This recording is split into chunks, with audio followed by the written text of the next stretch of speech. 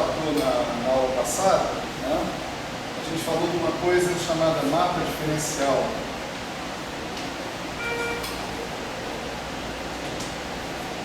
Ou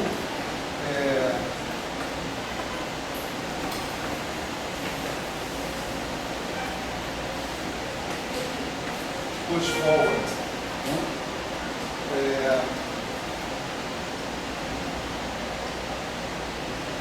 Isso era uma maneira da gente relacionar espaços tangentes de duas variedades entre as quais existisse um mapeamento, né? Então você tinha uma variedade M, né? Uma variedade N, né? Você tinha um mapa F, né, de M em N, certo? Você tinha P aqui, esse cara aqui era F de Q, né? Era F de P, né? O mapa é daqui para cá, né? Ou seja, ele pega um ponto aqui da variedade M e leva a variedade M. E a pergunta que foi feita foi se a gente tem um mapa entre as variedades, será que a gente tem um mapa entre os espaços tangentes também? Entre vetores do espaço tangente? A resposta é sim, né? É bastante natural esse mapa, na verdade, né? Suponha que você tem uma curva alfa de P, né?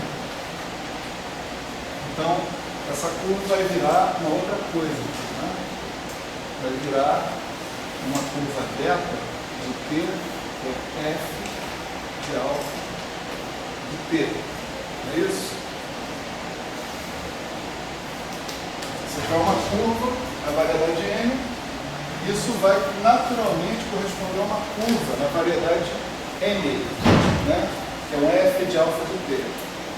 Então, o mapa em questão é o seguinte: se você tem um vetor tangente nesse ponto, dessa curva, né? Nada mais natural do que você associar a esse vetor tangente que está aparecendo aqui, o vetor tangente a esse ponto dessa curva correspondente, tá certo? Então, a gente imaginou que aquele novo vetor tangente, suponho que esse aqui seja um certo x alfa, né? Esse cara que está aqui, nós chamamos de F estrela x alfa, tá certo? Esse F para dizer que esse vetor depende dessa aplicação, desse mapeamento entre as duas variedades, entre M e N, então ele aparece explicitamente no nome do vetor tangente, né? E a definição que a gente fez foi o seguinte: F estrela de x alfa, né? Aplicado num certo G, se G é uma função de N em R, né? É o x alfa de G bola F. Certo?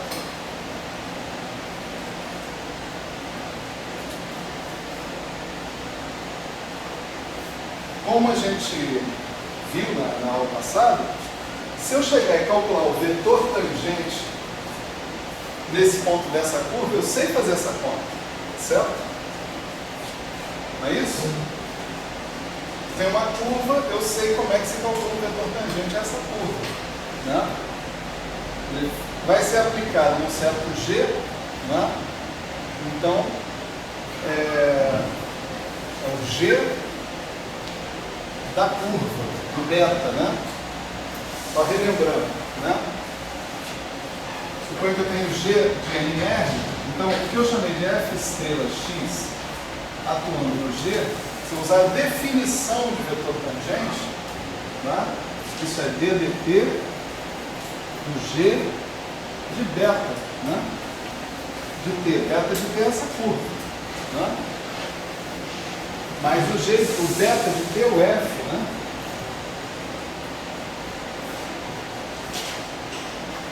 De alfa de T. Se teria tempo? Não. É um parâmetro. Se quiser, chama de S, chama de que quiser, não tem problema. Ok?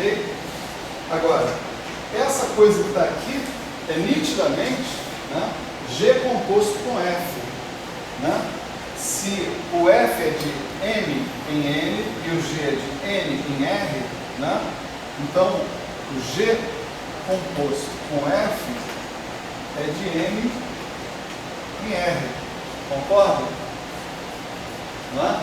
Esse cara vai pegar um ponto P do M, levar no N, o G pega o ponto Q do N e leva no R, né? Nos reais.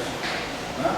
Então isso aqui, G composto com F, é uma função da variedade M na variedade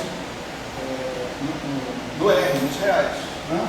Então isso aqui é DDT de G bola F de alfa de T. Né? Mas isso é a definição do vetor tangente em M. Né?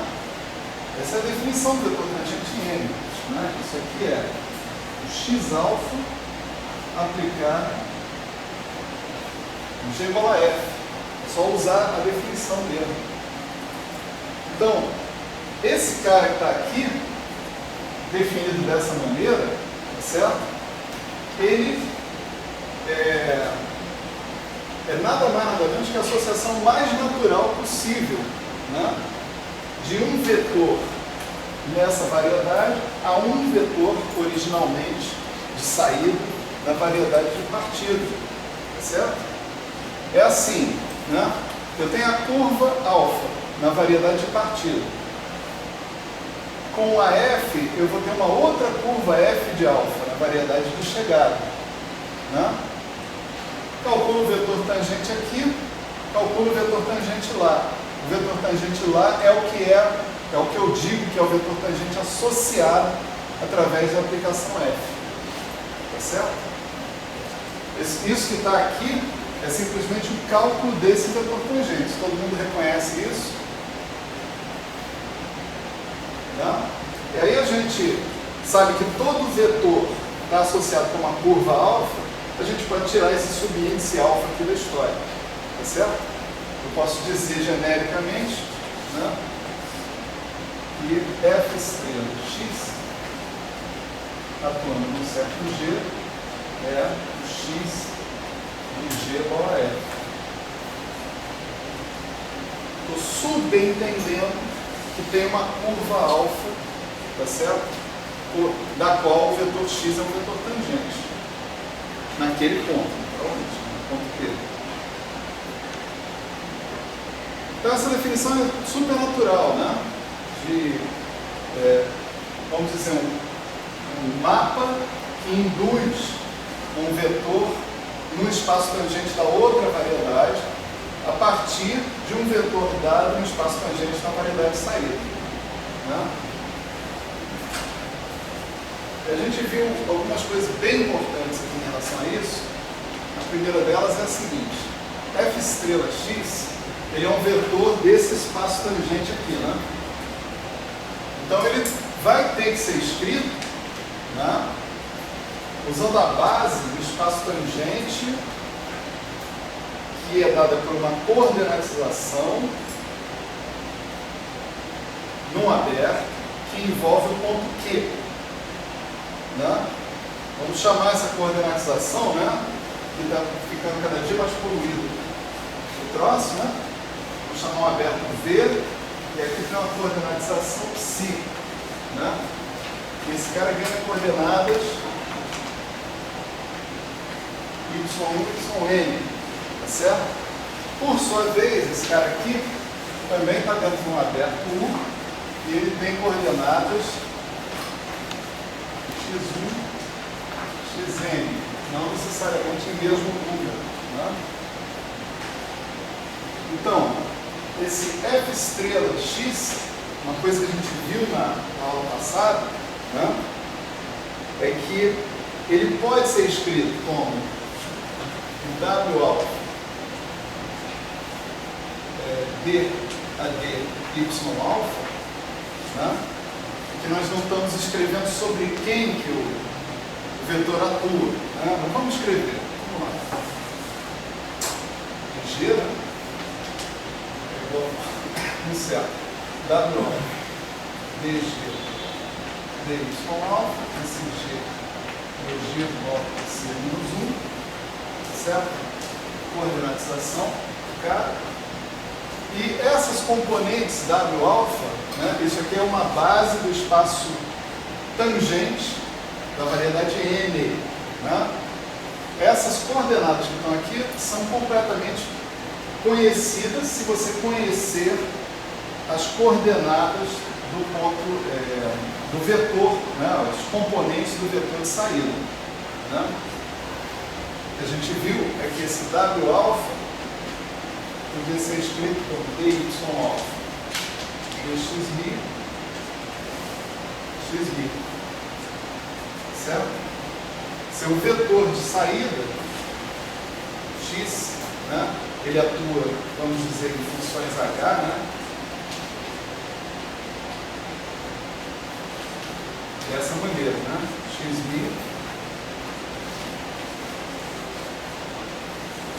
de xi. Onde o h grande é h pequeno, bola, φ menos 1. Né? Então, olha só, se você conhece o seu vetor de partida, x, o que quer dizer? Que você conhece as componentes, né, desse cara, você conhece as componentes do seu vetor de chegada. Quem está no meio da história aqui? A relação entre as coordenadas do ponto P em M com as do ponto Q em N. Tá certo? Tem uma relação entre essas coordenadas, y de x, e que está entrando ali esse, entre aspas, jacobiano. Né? A gente não pode chamar de jacobiano, porque, primeiro, que não é uma mudança de coordenatização dentro da mesma variedade. Você está em variedades distintas, né? Em geral. E segundo, não é sequer necessariamente uma matriz quadrada. Né? Pode ser uma matriz, né? P por Q, sei lá, alguma coisa assim. Né? Então, a gente viu que as componentes se relacionavam dessa forma, a gente viu também que a gente podia generalizar, né, essa regra de indução de vetores, né, para indução de tensores do tipo Q0, por exemplo. Tá certo? Então, se você tivesse um tensor T, né, tivesse um tensor T, e fosse dado assim, T mil em Q,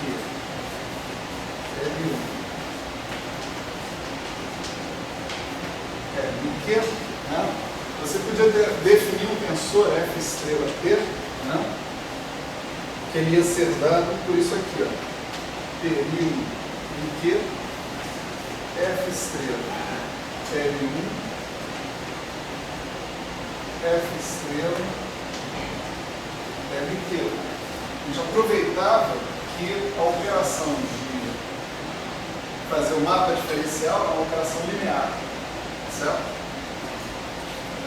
Então, as componentes desse cara aqui, do tensor nessa coordenatização, isso você pode escrever como um W alfa 1 alfa Q, E bar alfa 1, E bar alfa Q, onde a relação entre o W e o T era essa aqui, né? dy alfa 1 dx e 1, dy alfa Q dx e Q, T e 1 e Q, certo? Então eu podia induzir, usando o mapa diferencial, eu podia induzir tensores de rank arbitrário, de ordem arbitrária. Nesse caso, eu tenho tensores do tipo Q0, certo? Eu também poderia introduzir um tensor de tipo Q0 lá na outra variedade. Claro que eu tenho lá meus, né?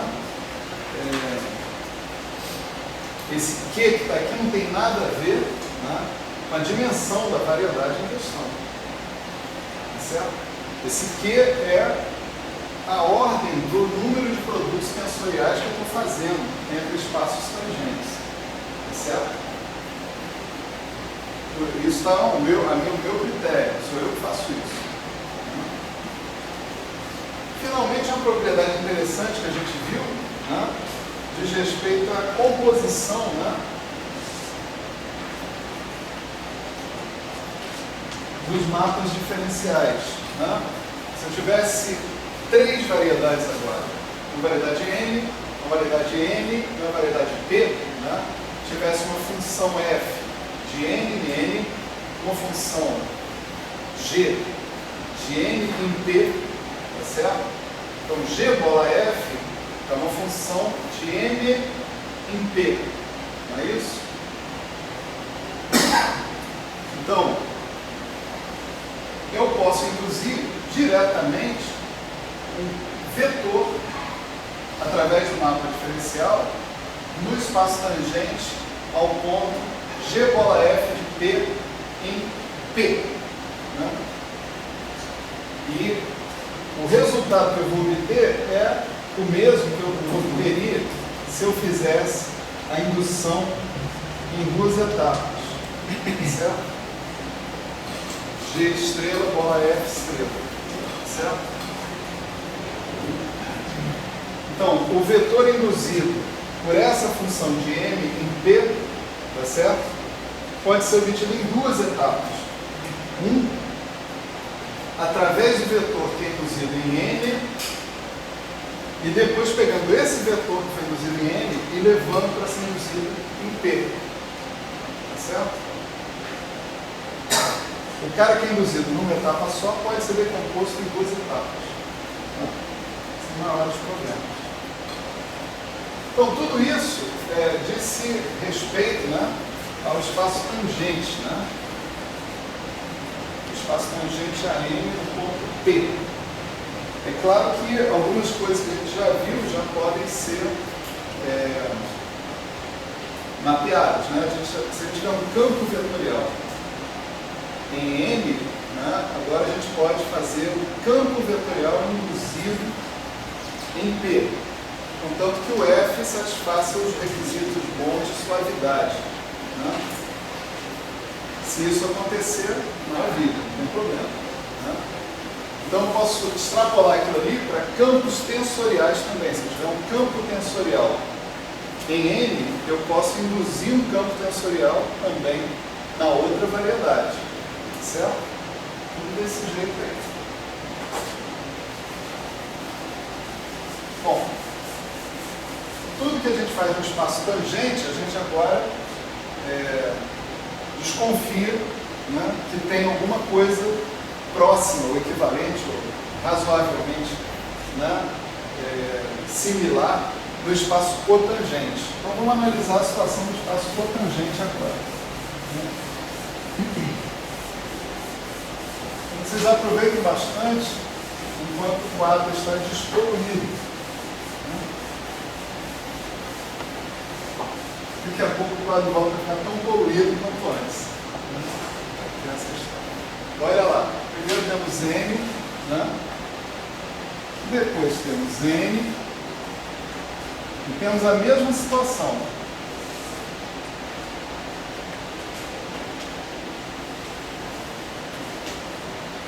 Temos um mapa F entre as duas variedades, a mesma situação.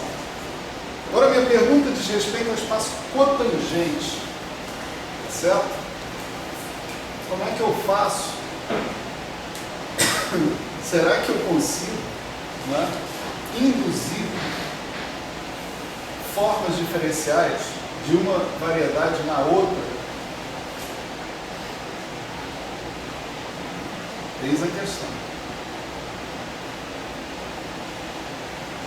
Aí a coisa é razoavelmente mais complicada, né? Apesar de tudo. Porque antes a gente tinha que se agarrar. A a gente falava, olha, no caso dos vetores foi muito simples, né? Então, olha, se eu tiver uma curva alfa, é claro que eu vou ter uma curva f de alfa, né? Na outra variedade. E aí, se eu calculo um vetor aqui, um vetor tangente nessa curva, é claro que eu posso calcular um vetor tangente na outra, então esse cara é o cara que eu naturalmente vou associar, né, com o meu vetor de partida, o vetor tangente de partida. Agora, as formas diferenciais, as uniformes, né, elas já não são, sei lá, vetores tangentes a nada, né? Tá certo? Então, se você tem uma uniforme,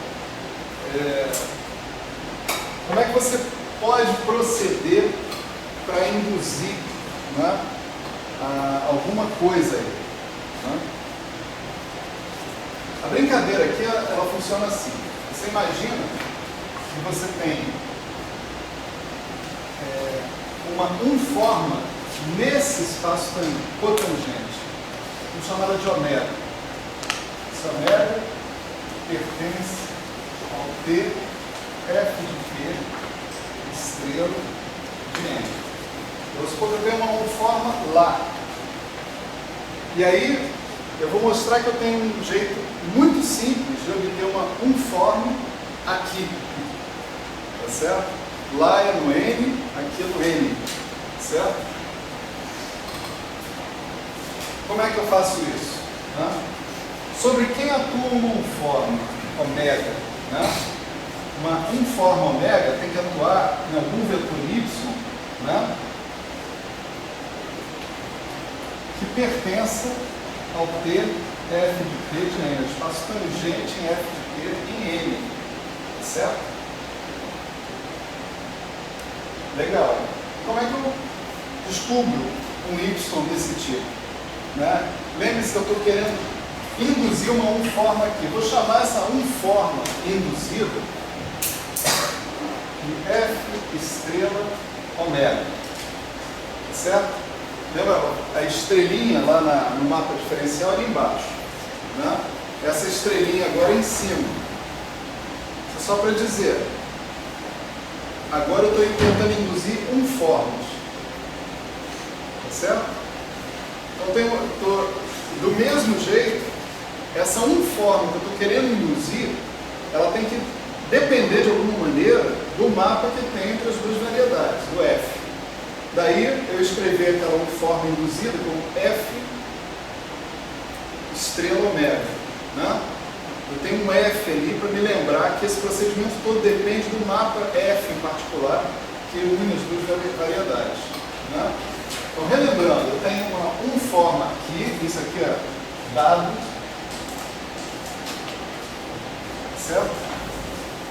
Esse funcional linear, essa forma, ela é dada. Eu quero uma uniforme aqui. Bom, sobre quem tem que agir uma uniforme nesse espaço cotangente? Ela tem que agir sobre um certo x, tá certo? Onde esse x pertence ao espaço tangente a N em P. Tá certo? Então, minha pergunta é, quem é esse cara?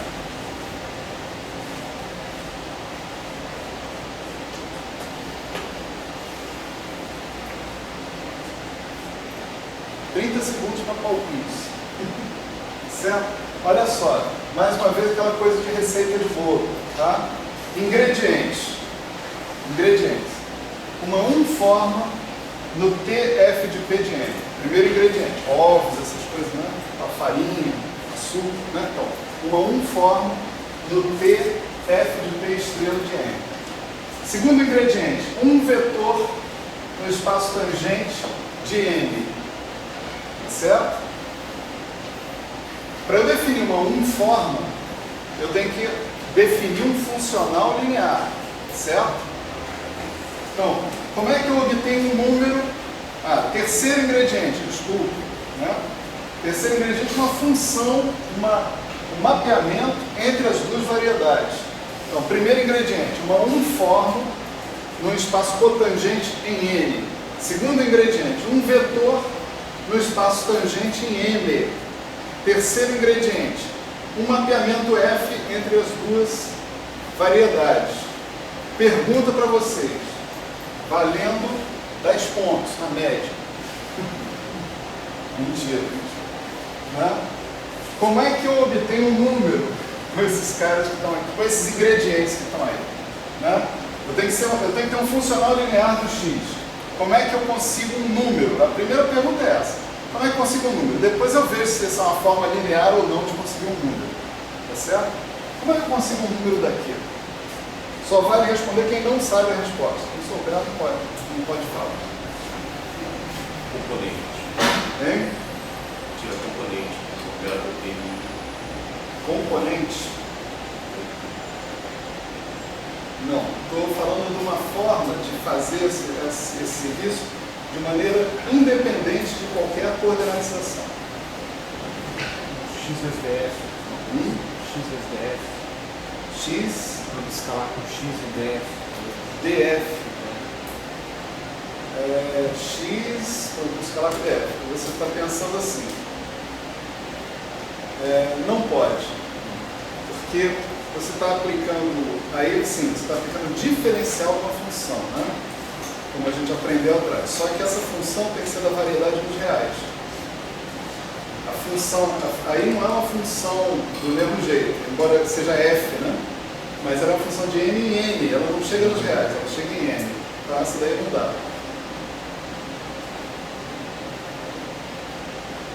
Um bom palpite. Bateu na trave. Ele propôs um produto escalar. Não foi um bom palpite, não, dei de ideia. Porque você pegou um vetor, né, e pegou um forma. Como é que você faz um produto escalar de um vetor com um forma? Não tem como. Você tem que falar para fazer produto escalar de vetor com vetor, de forma com forma. Para fazer produto escalar de vetor com forma, você precisa de uma métrica. Só que eu não falei nada de métrica. Eu falei que tem métrica. Então, já está antecipando. Não. Não está valendo ainda, gente. Vamos lá, mais 10 segundos de meditação. Quero um número, tá? Com esses ingredientes: ômega, x e f, de n em n. Como é que eu arrumo um número ali? Deixa eu só dar uma dica, tá certo? Vale usar o que foi visto na aula passada, mapa diferencial, certo? Qual é o conceito de plano cotangente? Plano cotangente, isso aí não tem assim fisicamente. Não tem nada físico. Não? Me recuso a pensar fisicamente. O tangente dá para ver, agora o cotangente. Não, o tangente também não dá para ver, mas tudo bem. Né? Quer dizer, o tangente dá para ver porque você calcula lá no RN, né, as componentes do vetor tangente. A gente está acostumado a imaginar a diferença de vetores e aí o negócio fica assintoticamente tocando a curva num ponto. Né? Então a gente tem essa visão geométrica lá, que é uma visão do RN, tudo bem. Mas na variedade diferenciada também essa visão se perde. Não tem isso, não existe isso. Variedade é o espaço. Mas é um plano. Não. Tipo assim, ele é isomorfo a um plano. Né? A variedade é o espaço das bananas, vamos supor. Pensar assim, bem absurdo. Né? A variedade é o espaço das bananas. Então, qual é a tangente do espaço das bananas? Eu não sei. Não sei dizer. Em geral, não sei. Eu não sei dizer. Eu sei dizer a tangente no R2, no R3, no R4. Né? Plano tangente. Plano tangente é uma superfície no R3. Né? R4 não dá para ver direito. Né? Mas R5, R6, R7. Você pensa por indução, vamos dizer assim. Agora, quando você sai do RN, né? Você vai para uma variedade diferenciada, você também perde essa noção geométrica, né? Estrita. O espaço cotangente é mais abstrato ainda, vamos dizer assim. O que interessa para nós aqui, no espaço tangente, é que eu consigo definir objetos que são caracterizados por N componentes, vamos dizer assim, o número de dimensão do espaço. Se fizer y igual mapa diferencial de x, Então, vamos lá, isso aí promete. Você está dizendo assim, eu pego y igual a mapa diferencial de x, igual f estrela f estrela x. x. Perfeito? Até aplica o ponto nisso e faz a Certo, é isso mesmo. Maravilha. definição da solução. Você não sabia disso. Não. Você está montando isso agora. 3 pontos na média do curso. Não, beleza, valeu. É isso mesmo, exatamente isso, gente. Olha só, se eu tenho a possibilidade de usar o mapa diferencial, né? Então o que eu faço com o mapa diferencial? Eu posso pegar um vetor aqui e inclusive um vetor aqui, né? Então foi isso que ele fez. F estrela x. Se ele tinha o vetor x aqui, aí você induz um vetor aqui com F estrela. Agora, essa forma que você tem aqui pode atuar em vetores naquele espaço tangente que está lá. Então, você pode... você sabe o que quer dizer isso, ó.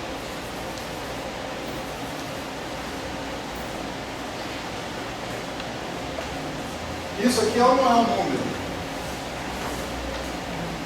Isso aqui é um número, né? Porque isso aqui é um vetor no espaço tangente a f de p em n. E essa aqui é uma forma no espaço cotangente a f de p em n. Então, ela tem todo o direito de agir sobre esse cara para me dar um número, né?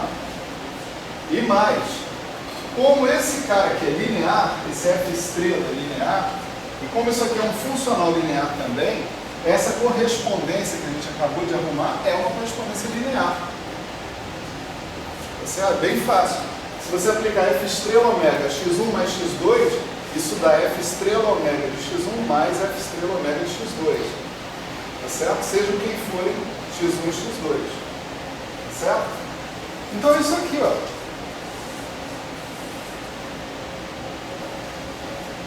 A ideia aqui é passar uma ideia de naturalidade para vocês, né? Tem uma tentativa que eu vou pedir para todo mundo fazer em casa, certo? Pensar que você tem uma forma, eu não vou escrever para não confundir o desenho. Pensar que você tem uma forma ômega aqui e você quer induzir com esse f uma forma ali no espaço tangente em n, tá certo? O exercício é, tente de todas as maneiras e não consiga, tá certo? Não vai dar certo. Então, o que eu quero passar aqui nessa história é uma ideia de naturalidade, tá certo? Tem um mapa natural que é capaz de relacionar espaços cotangentes. Só que ele relaciona ao contrário do sentido da função do mapeamento f. Tá certo? Ele pega um cara em n, uma forma em n, e te define uma forma em m. Tá? Ele define dessa maneira. Por isso esse cara é chamado aqui de retrocesso. Tá certo? Ou pullback. Né?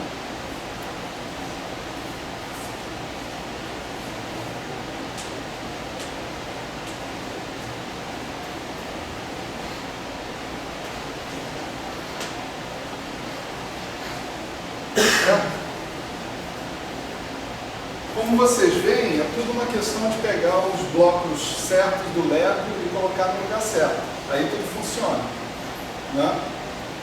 O Célio fez uma tentativa legal, criativa, mas não deu certo porque um bloco não encaixa no outro, né? O teu F é de M em N, ele tinha que ser de M em R. E você precisava de um G, você precisava de um tensor métrico.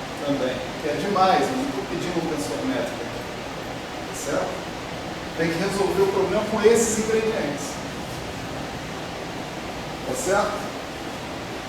Bom, de maneira similar ao que aconteceu lá no mapa diferencial, a gente pode encontrar uma relação explícita entre as componentes, né, de uma unforma em N e uma unforma induzida em M, tá certo? Tem uma relação bem simples entre os caras. O que a gente espera, né, pela definição que está ali, a gente espera que seja uma relação linear, inclusive, né? Então, olha só, eu posso imaginar o seguinte: vamos supor que eu veja F estrela ômega como uma unforma no espaço tangente a P, espaço cotangente a P em M, tá certo? Então esse cara tem que poder ser escrito desse jeito aqui, ó. Concorda? Vamos lá, vou poluir o desenho, né? Aqui eu tenho φ, aqui eu tenho a coordenatização, e aqui eu tenho coordenada x, certo? Tem coordenada x, então a base do espaço cotangente são os dxmi, certo? Aqui eu tenho uma coordenatização ψ, né? E eu tenho coordenadas y1, yn. Então a base do espaço cotangente ali é dy alfa, certo? Esse cara aqui pertence ao dp estrela m, né? Ele pertence a esse cara aqui, ó, nesse lugar. Então ele tem que ser escrito em termos da base que se refere a essas coordenadas, as coordenadas que estão dadas no ponto P, né, indicadas ali. Né? Bom, mas esse cara, né, o ômega em particular, ele é um cara assim, ele é dado. Ômega alfa, dy alfa, esse cara assim, pertence ao P, F de P, estrela, N. Dá para ver, sentir a diferença entre um cara e o outro, né? Se você escreve nas coordenadas, está bem claro que um cara mora num lugar e outro mora no outro. Né? Pergunta é a seguinte: como é que eu escrevo o alfa em termos do W? Né? Como é que essas componentes alfa ali se relacionam com as componentes W alfa? Né? É fácil a gente ver. Né? Se eu pegar o F estrela x, a gente já viu que o F estrela x é um certo W alfa e barra alfa. Não é? Esse cara é um cara do espaço tangente em F de P, de N, então ele está dentro dessa base coordenada que está aqui. Né? E esse W alfa, ele era escrito como dy alfa, dxmi, xmi e barra alfa. Né? Aí suponha que você pegue aqui e atue com o W sobre o F estrela x, que é exatamente o que a gente tem ali, né? Aquele lado. Se eu pegar o W e atuar sobre o F estrela x, isso vai ser W alfa, dy alfa, né? Que é o W, atuando no quê? Atuando em W beta e barra beta. Então isso daqui é W alfa, W beta, dy alfa e barra beta. Isso daqui é delta alfa beta, certo? porque essa é a base no espaço cotangente, que é dual a essa base no espaço tangente. Então o resultado aqui é W alfa, né? Se você substituir o seu W alfa, você fica com ômega alfa, né? dy alfa, x', né? Do outro lado, né? Isso daqui é o F estrela ômega de x, né? E o F estrela ômega, ele tem exatamente os componentes que a gente quer ver aparecer, a gente quer descobrir quem são esses caras. Então ele é um certo alfa mi, dx mi, atuando em x, né? Mas dx mi atuando em x é a miésima componente do vetor x, como a gente já viu também. Então, por um lado, isso é igual a isso, por outro lado, isso é igual a isso, né? Se a gente quiser, a gente troca esse índice mi por índice mi, aqui para poder comparar uma coisa com a outra, isso com isso. Você vê que você está falando de um x mi arbitrário, então se essa igualdade tem que ser verdade para qualquer conjunto de componentes x mi, em particular, as caras que estão multiplicando esse x mi tem que coincidir, né? Porque o alfa mi tem que ser dy alfa dx mi ômega alfa.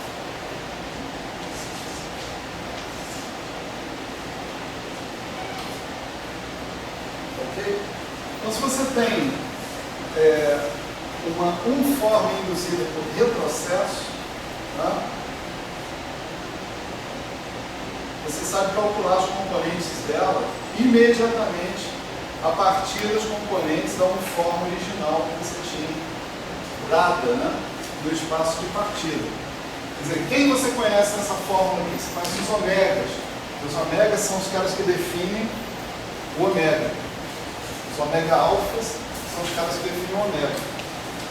Isso aqui você conhece também, porque isso depende das coordenatizações e depende do mapeamento F entre N e N. Tá certo? Então você sabe calcular isso, você sabe que você tem isso é dado, então isso daqui é direto.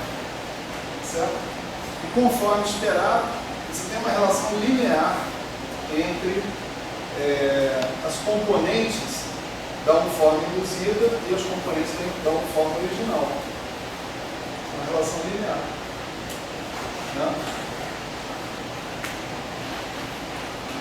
Bom, aí o resto vocês podem adivinhar, né?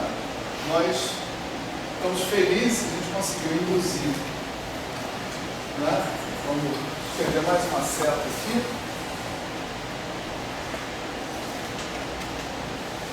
F estrela, né? O F estrela é o cara que liga espaços cotangentes agora. Certo? Ele liga o espaço cotangente aqui, o espaço cotangente aqui. Né? Pergunta: eu posso induzir campos tensoriais, tensores? Se eu posso induzir tensores, são tensores de que tipo?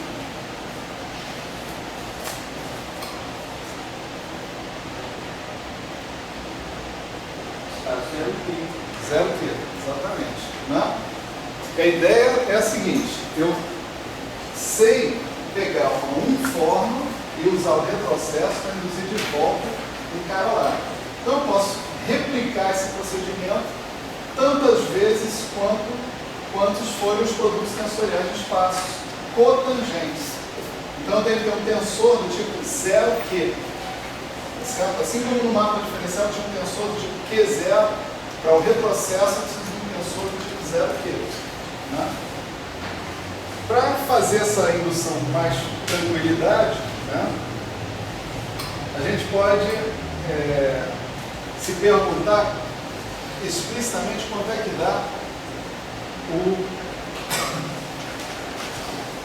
retrocesso de um dos vetores base do espaço cotangente nesse ponto. Né? Aqui eu tenho espaço cotangente, a base são os dy alfa, tá certo?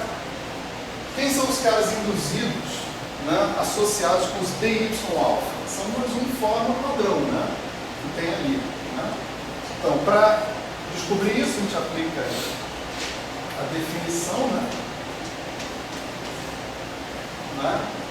Definição do retrocesso. Né? dy alfa f estrela, isso vai ser dy alfa, dy beta, dx x de barra beta, tá certo? Isso aqui são as componentes desse vetor, essa aqui é a base onde ele está expresso. A base é um espaço cotangente em n. Né? Isso aqui é linear, então tudo isso sai e você vai ficar com dy alfa e barra beta, que é delta alfa beta. Você vai ficar com dy alfa, dxi, xi. Mas isso aqui, se você quiser, você ainda pode escrever assim, com dy alfa, dxi, xi,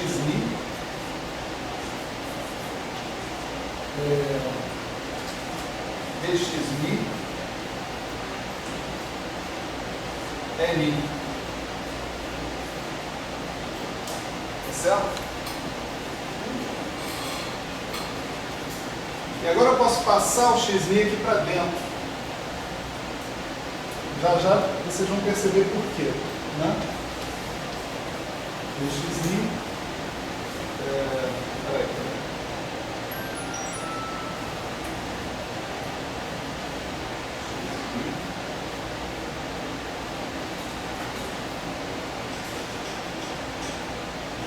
X delta mi, tá certo?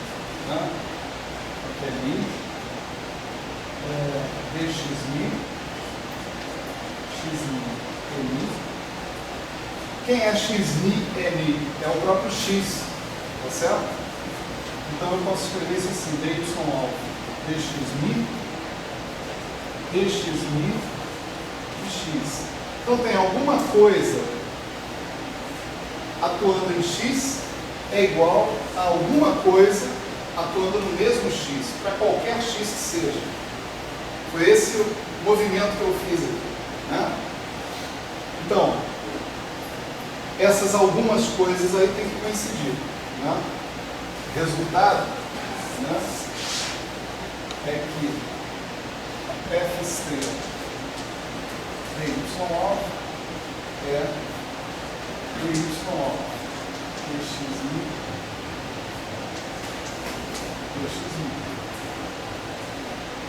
Veja, dy alfa é um elemento da base do espaço cotangente em n. Né? F estrela disso é o retrocesso desse cara, então ele vai definir um cara do espaço cotangente em m. Né? Portanto, ele tem que ser uma combinação linear desses caras. Então, aqui os coeficientes dessa combinação linear. Certo? Está tudo bem. Então, eu sei que se eu atuar sobre um cara em particular, né, eu obtenho essa combinação linear dos dxi. Então, agora eu posso usar essa fórmula para generalizar o que eu entendo pela atuação do retrocesso num tensor do tipo 0Q. Certo?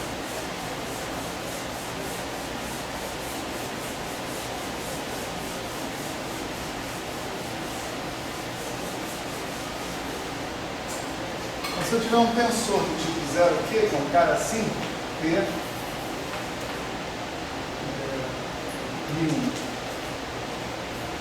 ele vai fazer assim, alfa 1, alfa Q, dy, alfa 1, dy, alfa Q, certo?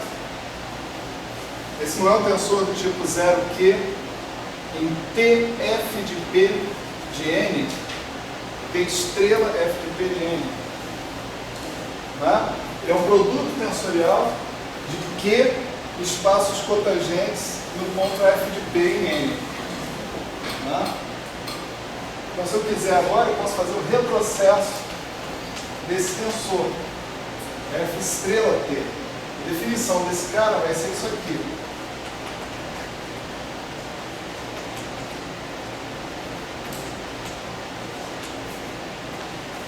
completamente natural, né?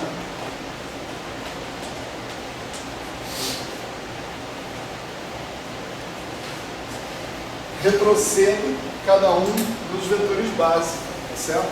Para obter o cara que está lá. E como vão ser as componentes desse cara aqui em termos da base de M?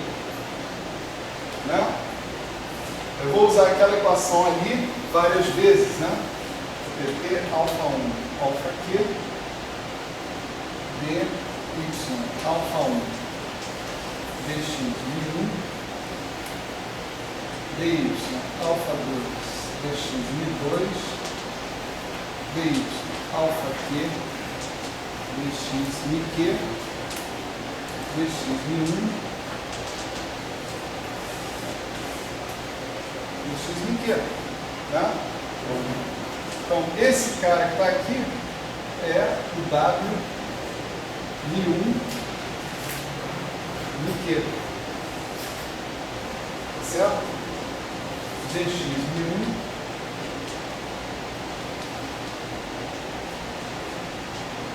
dx mi q, certo?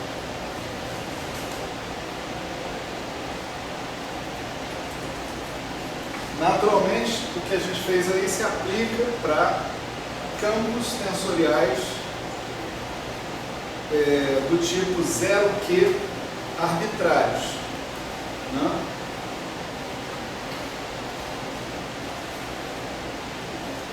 Certo? Então, a gente pode definir campos tensoriais se eu tiver, em N, se eu tiver um campo tensorial em M.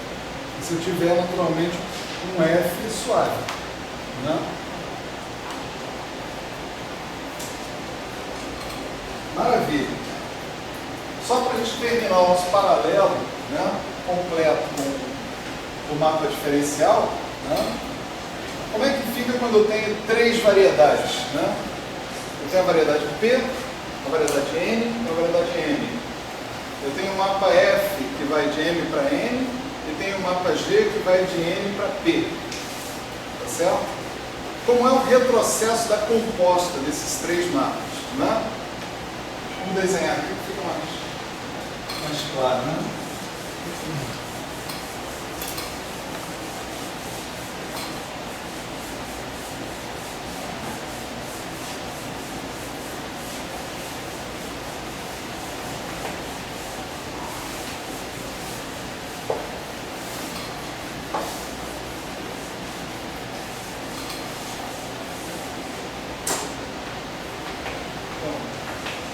Tem aqui a variedade M, a variedade N, a variedade P, aqui eu tenho o mapa F, aqui eu tenho o mapa G. Né? Então, se eu tiver G bola F, esse mapa é um mapa direto de M em P, né? Certo? Faz o trajeto direto. Então, se eu tenho um mapa de M em P, né, eu posso pegar uma uniforma no espaço cotangente desse ponto aqui de P e induzir uma uniforma no espaço cotangente desse ponto em M, certo? Que o mapa seja composto é uma propriedade do mapa, né?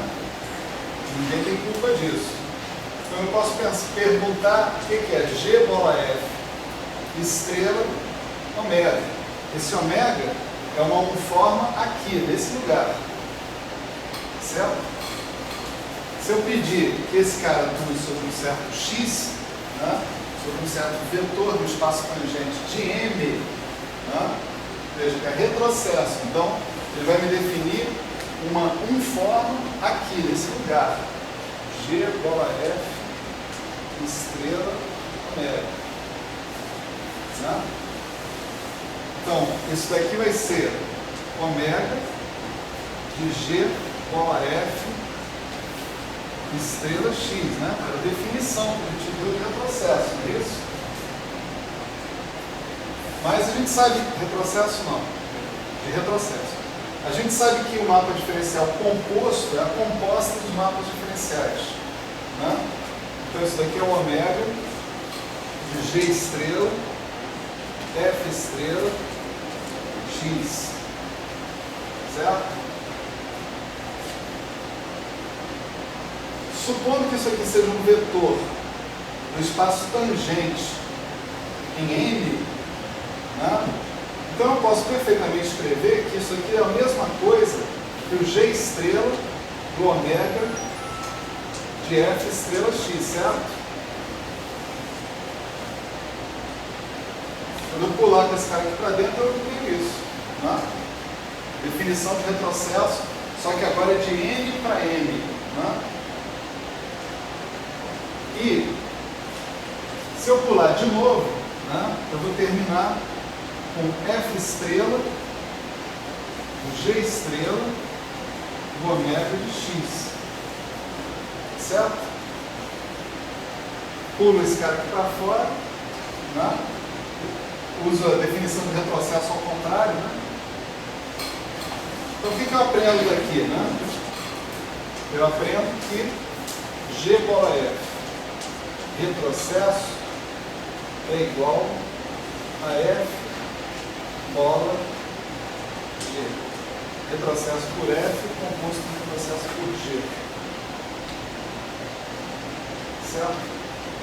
Tem que ser na ordem inversa. Faça uma conta em casa, né? Sim, conta não. Não tem conta nenhuma para fazer aqui. Só ordenar as coisas na cabeça. Né? Você vai ter que retroceder primeiro para cá, para depois retroceder para cá. Né? Essa ordem aqui diz quem é que vem primeiro. Quem vem primeiro é o G. Certo? Maravilha. Então, eu tenho um mapa diferencial que me permite induzir, né, vetores do espaço tangente numa variedade de partida e num espaço tangente numa variedade de chegada. Eu tenho o retrocesso que me permite induzir conformes do espaço cotangente da variedade de chegada e do espaço cotangente da variedade de partida. Certo? Para vetores para uniformes, está tudo certo. Né? Para tensores do tipo 0Q ou tensores do tipo Q0 também está tudo certo. E se eu tiver tensores mistos, né? Tensores do tipo PQ, aí eu tenho um problema, né? Se eu quiser fazer essa indução, eu tenho um problema. O problema é o seguinte, que o mapa diferencial induz numa direção e o retrocesso induz na outra. Não é isso? Se eu tiver um tensor misto, não é? Como é que eu faço a indução desse tensor misto? Eu tenho um tensor misto, por exemplo, em M, tá certo? Na variedade de partida. Como é que eu faço essa indução na variedade de chegada, em N? Né? Em geral, eu não faço. Né? Mas há situações em que eu posso sim fazer. Se eu tiver um difeomorfismo, se o F for um difeomorfismo, se tiver inversa e a inversa for suave também. Tá certo? Aí olha, o óbvio ululante aparece. Né? Eu uso F para induzir a parte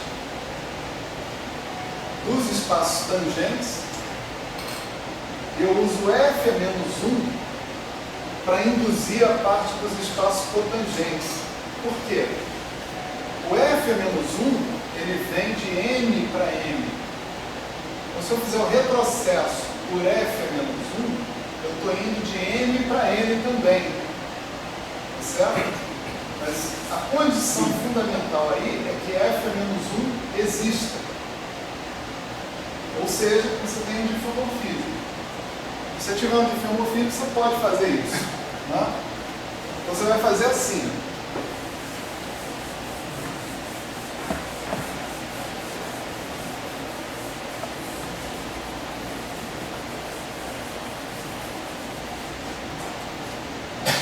tem um cara que é assim, T, Mi1, Q, Mi1, Mi. Então você tem um cara do tipo QE. Um tensor do tipo QE. Né?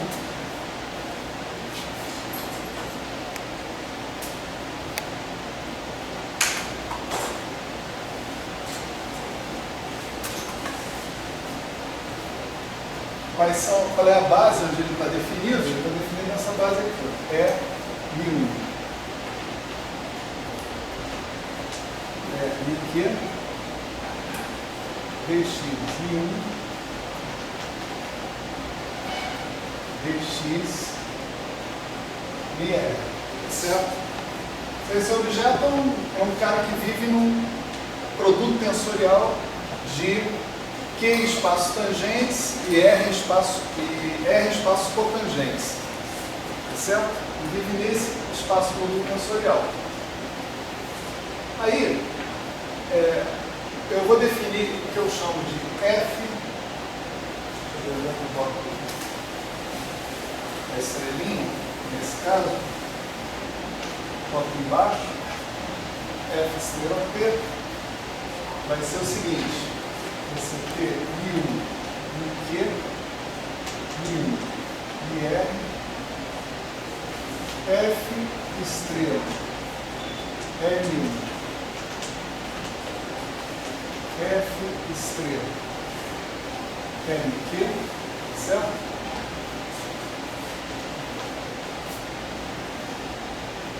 F estrela, F a menos 1, estrela. Dx, Mi1, F menos 1, estrela, Dx, Dr. Para isso, condição, né? Para isso aqui acontecer, F deve ser um difeomorfismo. Certo? Mais uma vez, campos tensoriais podem ser induzidos à vontade também desse jeito. Certo? A estrelinha está aqui embaixo porque eu estou saindo de M e indo para N. Né? Tanto no caso do espaço tangente quanto no espaço cotangente. Então eu boto a estrelinha embaixo para lembrar o sentido no qual eu estou andando. Certo?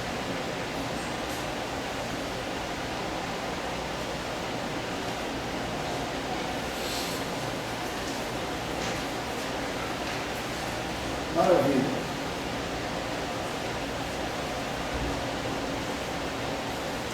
Então, aprendemos, né, sobre a existência de espaço tangente e espaço cotangente numa variedade, né, que foi uma forma da gente definir objetos geométricos intrinsecamente associados com a variedade.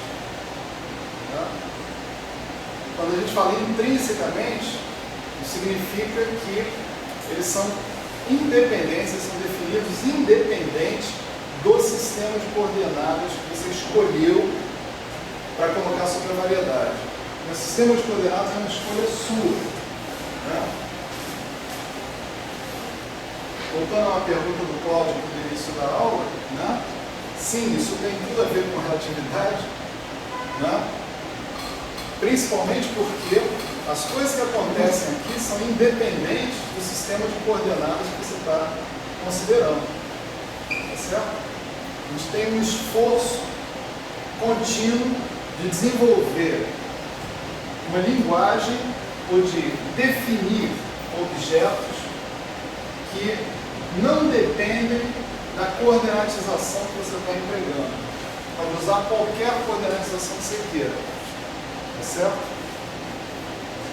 A gente viu também que se a gente tiver mapeamentos de uma variedade na outra variedade, a gente pode transferir, né, campos vetoriais, campos de uniformes, campos de tensores arbitrários de uma variedade para outra. A gente pode usar esses mapeamentos para definir campos, né, dados os campos de uma variedade, definir campos associados naturalmente com esses campos originais na outra variedade. E fazer isso de maneira completamente independente de sistemas de coordenadas também. Certo? Agora a gente vai trocar um pouquinho a pergunta, né, que a gente está fazendo, essa questão da definição de objetos, etc. E tal, né? A gente vai começar a mergulhar um pouco mais, né, dentro da estrutura da própria variedade, né? Seja ela quem for. Né? Para isso, a gente tem uma pergunta orientadora. Né? A pergunta é a seguinte: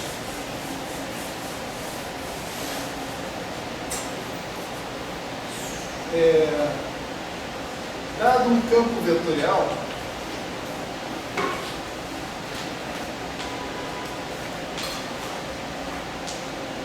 existem curvas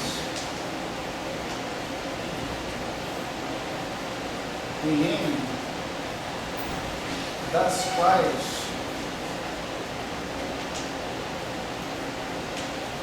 os vetores são tangentes.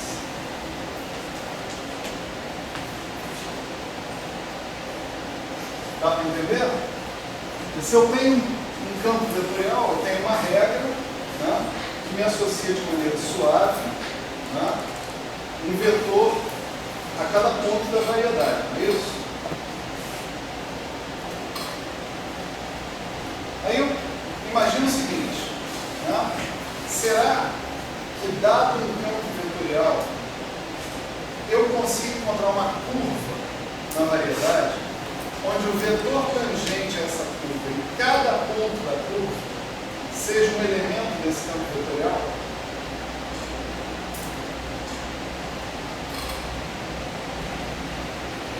Está claro a questão? Intuitivamente parece sim, né? E é assim. Né? Não é? Vamos pensar, um campo vetorial, né?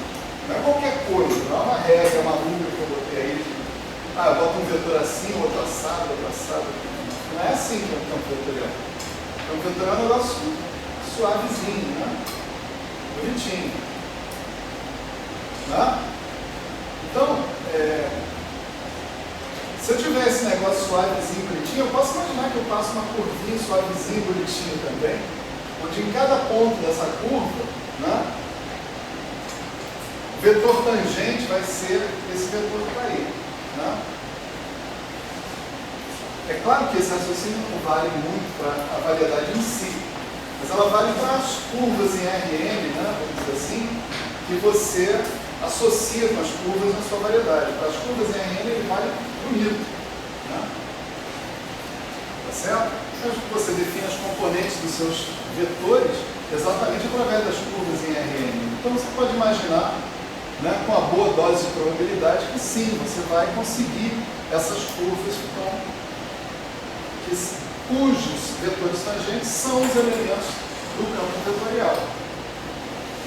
Tá certo? Essas curvas são chamadas de fluxos do campo vetorial. Certo? Olha lá. Eu não dá para pôr um negocinho não, porque eu não falei os fluxos direito, né? Vamos falar. Né? Ou curvas integrais. Né?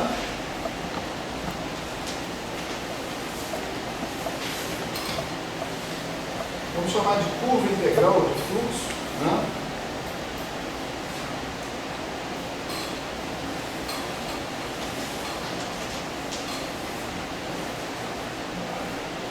Curva integral. X é um campo vetorial, certo? Passando por P.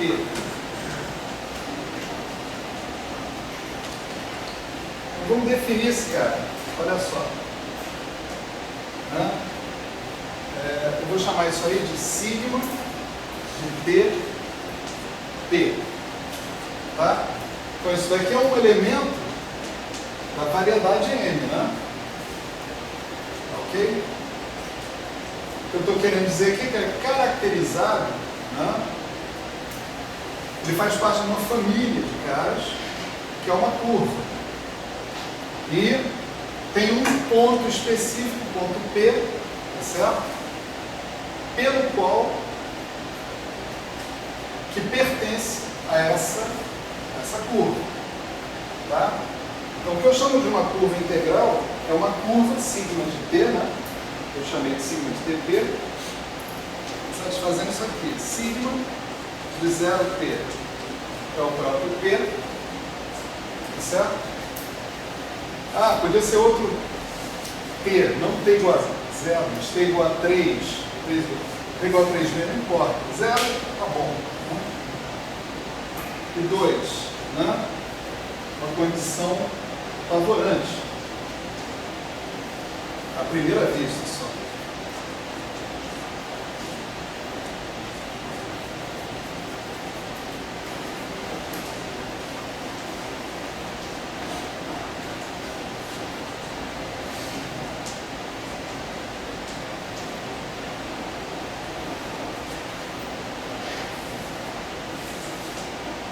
Vamos só ler, né? O que é essa condição aqui? Isso aqui é o mapa diferencial. Tá certo? É um mapa diferencial aplicado. Onde é que o mapa diferencial se aplica? Em vetores. Né? Tá certo? Em vetores tangentes, em particular. Então isso daqui é um vetor tangente. Né? É um vetor tangente da onde? O vetor tangente desse intervalo está aqui. Isso aqui é uma variedade, vamos dizer assim. Né? Você pode olhar assim. Isso como um pedaço de uma variedade, isso é um vetor tangente em R. Né? R é uma variedade. Os reais, né, podem ser vistos como uma variedade. Como é que é o espaço tangente a essa variedade num ponto T, né? Genérico? É um espaço unidimensional, não é isso? Porque, como é que você faz? Você dá coordenadas para a variedade, aí você, dadas essas coordenadas, os seus vetores tangentes são essencialmente derivados em relação a essas coordenadas, não é isso? D de x'mi. Né? A quantas coordenadas tem os reais? Uma coordenada. Né? Então, você não precisa do índice mi, né? Vamos supor que você chamou sua coordenada de t. Então, o seu vetor tangente, base, arbitrário, né, associado com esse t, é d a dt, não? Tá certo? Então, eu estou dizendo o seguinte: esse sigma, né, se eu entender como um mapa dos reais na variedade, ele vai dizer o seguinte: isso é uma curva, né? Então, cada ponto dos reais, ele me associa um ponto na variedade. Ele é um mapa entre variedades. Não é isso? Então, posso ou não posso fazer o mapa diferencial associado com ele? Eu posso. Ele vai pegar um vetor tangente a R e associar um vetor tangente em M, né? Em que ponto? No ponto sigma de T. O vetor tangente em T, lá no R, vai estar associado a um vetor tangente em sigma de T, que é a nossa curva. Né? Então esse sigma, se você chamar sigma de T, né? Como singularizar a função do T aqui, ele pode ser visto como um mapa dos reais na variedade. E é nesse sentido que a gente está fazendo o mapa diferencial desse cara. Então, conseguimos ler um lado da equação. Né? Alguém quer falar? Não seria interessante talvez fixar o T do lado esquerdo? Pensar, Fixar o T. fixar. Certo, certo. É exatamente isso que a gente está fazendo. A gente está fixando o P. Estou fixando o P, entendendo o sigma como, é isso mesmo, como um mapa de R em M. E aí eu faço o mapa diferencial associado com o sigma visto dessa maneira. É isso mesmo. P está fixo, isso é bem lembrado. Né? Então, olha só, desse lado aqui, o que a gente tem? Eu tenho um mapa dos reais na variedade, e eu estou usando o mapa induzido, associado com esse cara, para levar o DDT num vetor, né? Lá na variedade. Que vetor é esse? Vamos pensar no espírito do mapa diferencial, né? Eu tenho T, sigma de T. Sigma de T é uma curva, certo? Sigma de T é uma curva. Então, no espírito do mapa induzido, eu levo o vetor tangente que estava aqui no vetor tangente dessa curva. Mas eu estou querendo que esse vetor tangente seja o campo vetorial naquele ponto. Não é isso? Curva integral de x passando por p de x, tá certo? Aí eu digo, isso aqui é o campo vetorial no ponto sigma associado com o t, né? Que a gente está fazendo a curva. Vamos ver aqui. Aqui eu tenho aqui os reais, aqui eu tenho a variedade. Né?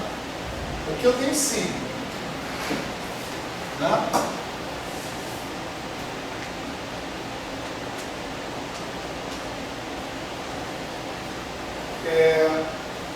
Se eu fixo o P, isso aqui é uma curva, tá certo? Que eu vario esse P e eu estou variando pontos aqui na variedade, não é isso? Em particular, né, o sigma zero de P é o próprio P, vamos supor, certo? Mas aqui eu estou deixando um T genérico. Então, esse cara me leva dos reais, então aqui o intervalo dos reais, numa curva, na variedade M, tá certo? O que faz o mapa diferencial? Ele pega um vetor tangente aqui, vou exagerar, claro que não é isso, né? Certo? E leva exatamente no vetor tangente nesse ponto. Ok? Então, o mapa diferencial associado com esse sigma, né? O sigma estrela, ou sigma T estrela, melhor assim, né? Sigma T estrela está me levando esse vetor aqui nesse vetor aqui, da forma natural. Porque eu tenho uma curva, eu calculo o vetor tangente essa curva aqui, acabou, morreu. Agora eu estou botando um ingrediente a mais, certo? Estou querendo dizer o seguinte: essa curva vai ser uma curva integral se esse vetor tangente que aparecer aqui for exatamente o campo vetorial naquele ponto. Tá certo? Essa é a brincadeira original que a gente estava falando. Eu tenho um campo vetorial, eu gostaria de saber se existe, e se existem curvas, ou se existe uma curva, né? Tal que em cada ponto dessa curva, se eu calcular o vetor tangente, o que eu vou obter são elementos do campo vetorial, no ponto em questão que eu estou calculando o vetor tangente. Não podia ser simplesmente D sigma daqui. Não podia ser simplesmente D sigma daqui. Nós vamos chegar aí. Sem problema. Eu tenho que mostrar a utilidade do mapa diferencial. Né? Parece que complicou o negócio. Não, vai ficar muito mais simples do que isso, como o Gabriel está chamando a atenção aí. Né? Vai ficar muito mais simples que isso. Eu queria dar uma ideia para vocês de que essa discussão pode ser formulada em termos do mapa diferencial. E eu acho que isso ajuda também a pegar o mapa diferencial e colocar ele num ponto menos místico, né? Vamos dizer assim. Né? Você tem um vetor do espaço tangente aqui. Que vetor é o cara que vai corresponder naturalmente ao cara? É o vetor do espaço tangente aqui. Né? Como é o mapa diferencial, como funciona o mapa diferencial. Né? Agora, o que vai caracterizar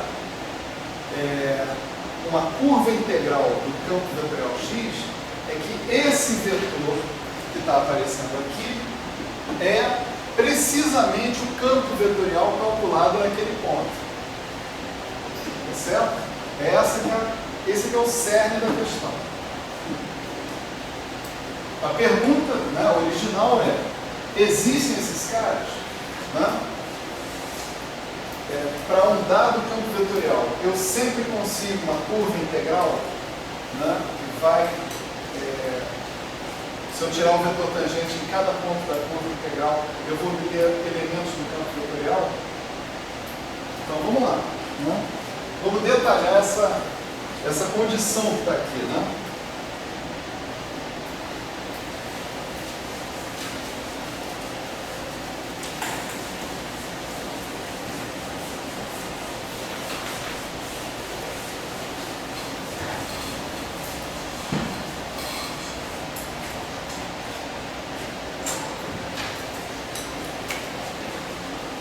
Então, a condição que a gente está colocando ali, sigma estrela ddt, né? Se eu aplicar uma função f da variedade nos reais, tá certo? Isso aí não é um vetor de n, então isso aí pode ser aplicado numa função f da variedade dos reais. Né?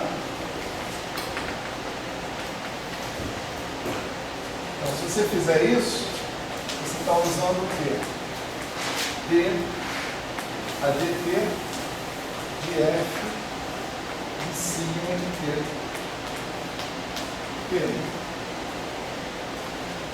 Está usando a definição, né, do vetor tangente.